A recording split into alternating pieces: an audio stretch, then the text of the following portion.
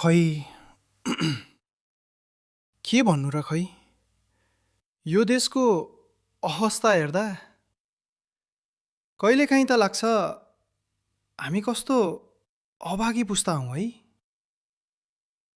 देशमै केही गर्छु भन्ने जागर नभएको त होइन नि, तर यहाँको यो सिस्टमले पाइला पाइलामा तगारो हाल्छ।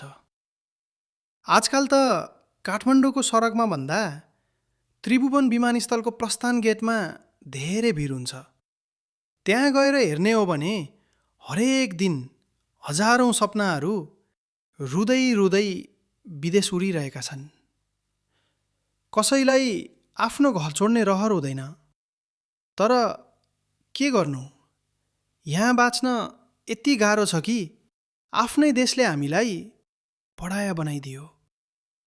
बुढाबाआमाले चाँडै फर्केर आइज है बाबु भन्दै रातो टीका लगाएर बिदाई त गर्नुहुन्छ, तर उहाँहरूको त्यो काँपिरहेको हातलाई पनि थाहा छ अब यो छोरो चाडबाडमा मात्रै फर्किन्छ, या त कुनै दिन बाकसमा प्याक भएर। गाउँघरतिर फर्केर हेर्यो, खेतबारी बाँझै छन्। कोही मर्दा मलामी जाने तन्नेरीहरू नभएर आज सिङ्गो गाउँ नै शून्य भएको छ। नेपाल आमा साँच्चै धेरै सुन्दर छिन्, तर दुःखको कुरा आज उनी आफ्नै सन्तानलाई आफ्नै काखमा पाल्न नसक्ने भएकी छिन्।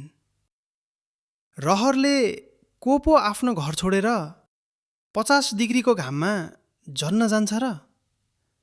यो त केवल बाध्यता हो, नितान्त बाध्यता।